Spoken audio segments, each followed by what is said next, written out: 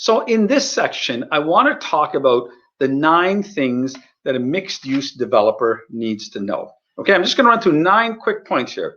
Point number 1, when you are developing apartments on a shopping center site, keep in mind that the cost of capital is the cheapest capital available. In Canada, CMHC financing allows you to finance an apartment building at historically low interest rates, under 2%.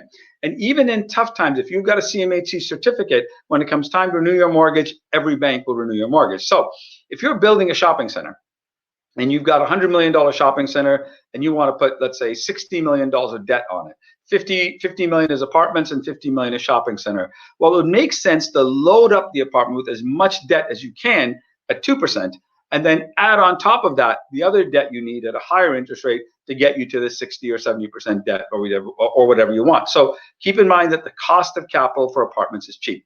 Number 2, it's not always about jamming the most density on a site. Okay, well, this happens to us from time to time. A shopping center developer comes to us, he's got a suburban shopping center, it's relatively new in a new area at the edge of town, and his planning guys have jammed a 20-story building on it with 5 levels of underground parking. Well, that's not going to pencil out properly in that location. So it's not always about jamming the most amount of apartments on a site. It's jamming the right type of product, the right apartments, on the right piece of dirt. And we're going to show you that in a minute. Okay. Number 3, because you are a retail operator, that's your expertise. That's where you're going to focus all your attention. But keep in mind that when you're building apartments on top of retail, there's more money upstairs than there is downstairs. So if you're building 1 level of retail and 9 levels of apartments on top of that, then 90% of your revenue is going to come from the stuff on top of that. So keep that in mind, that there's more money upstairs than there is downstairs. And number 4, a good retail site isn't necessarily a good apartment site. So a great performing retail mall may not be a great apartment area, and vice versa. Okay, so next. So there's more money upstairs and downstairs, and I guess what I want to show you is just how it could lay out. So on the ground floor, you could have some retail, maybe a cafe and some food. On the second floor, you could have some amenity space or some commercial space, and then the apartment on top. Okay. Number 6, as a retail developer, you probably already have a property management platform, but in all likelihood, in fact, I'm sure it's not the right platform to manage apartments. Okay. So the skills you need to manage a shopping center are not the skills you need to manage an apartment building. This is a contact sport where you're dealing with the public directly, and the time frames are much shorter than doing a typical retail lease, right? So your leasing person, we call them rental agent, leasing consultant, drives the value of that property. Look, let's say your rent is $2,000 a month. A good leasing agent with the right tools and the right training and the right attitude and the right commission structure can get $100 more in rent, okay? That $100 times 12 at a 5 cap is equal to $24,000 in value. So if you have 100 units and just by sharpening up your leasing operation, you can get $24,000 more. That's $2.4 million more for hiring, training, and managing a great property management crew. Okay. Number 7, a lot of retail developers have experience in developing condos. They've built condos on their site and so on, but it's not the same thing. Okay. A condo or apartment might look the same from the outside, but they are structured very differently. The capital stack is different. The reason for building it is different. The unit mix is different. The finishes are different, and the property management is different, right? So a condo does not equal a rental. So a condo does not equal a rental. So when somebody buys a condominium, they're thinking about price. They're thinking about price per square foot. No renter ever says, what's the price per square foot? It's a very, very different business. Now, when you compare rentals versus condos, this is an article written in Maclean's magazine. That is not the ideal rental product. That shadow market only brings in an investor who buys 1 unit, maybe for 3, 4, 5 years. He uses a rental and then he sells it.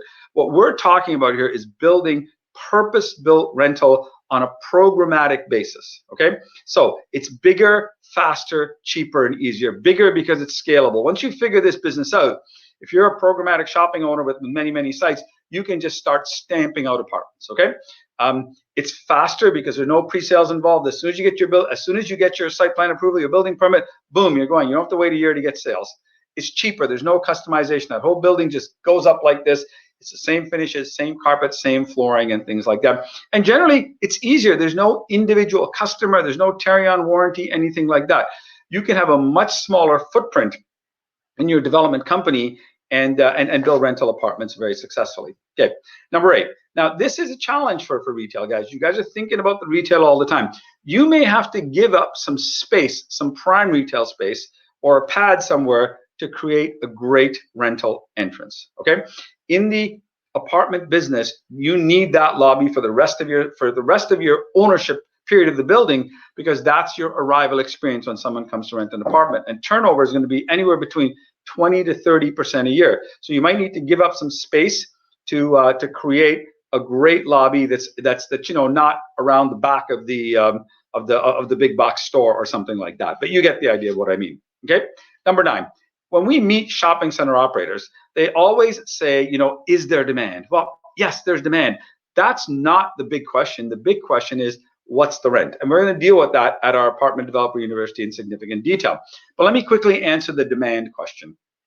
So a quick way to look at demand is just the number of apartments per 100 people. So you take the rental universe, the apartment universe from CMHC, and you divide it by the population. So Montreal has 14 apartments per 100 people. Halifax has 12. Toronto has 10. So look at in the bubbles there. I'm showing London has 10 apartments per 100 people.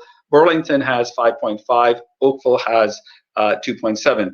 York Region has 0.3 apartments per 100 people. So when you say, is there demand, there's a heck of a lot more demand in York Region than there is in London. And there's a 30 times difference between 0.3 and 10. London isn't 30 times different than York Region. Clearly, York Region is suffering from a deficit in apartments. So is Oakville, so is Burlington. So there is demand, but the demand has to be phased in. For example, you can't just go build 1,000 apartments on a site. You've got to phase them in, and I'll go through that, in a moment. Okay.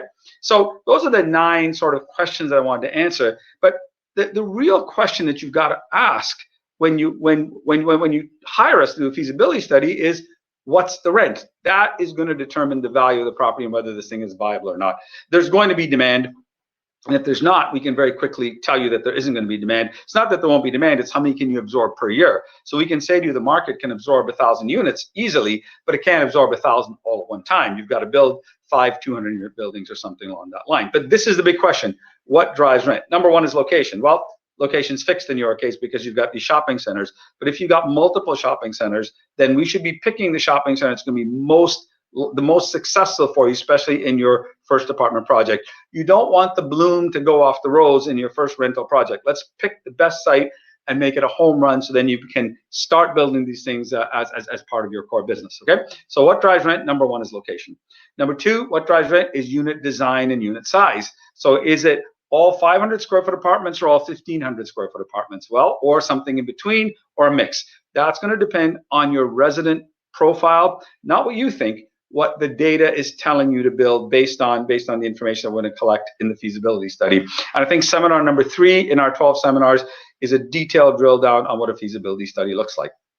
Number 3 is amenities. Look, the condo buyer buys the condo. He's buying the steak. The renter is buying the sizzle. Okay, so a rental building actually needs a better lobby than a condo, because that condo, you build itself from plans, it's gone. That rental lobby you need for the rest of your life. Amenities, a renter needs smoking hot amenities, whereas a condo, I think, can get away with adequate amenities. And then the 4th thing is the property management platform. We talked a little bit earlier about that, right? Number 9 is phasing in larger site is important. Now look, you guys as shopping center operators are blessed with land. It's raining land over at your shop, right? And so you may have the ability to build 1,000 units on some of your sites, but you can't build 1,000 units all at one time, right? So you've got to phase it in. And so if you had 1,000 units to build, then building 4 250 units may be a better strategy than 2 500-unit buildings. But it's going to depend on the size of your city, how many apartments are there already, and then the velocity of leasing that we believe you can achieve is going to determine the kind of building that you should build.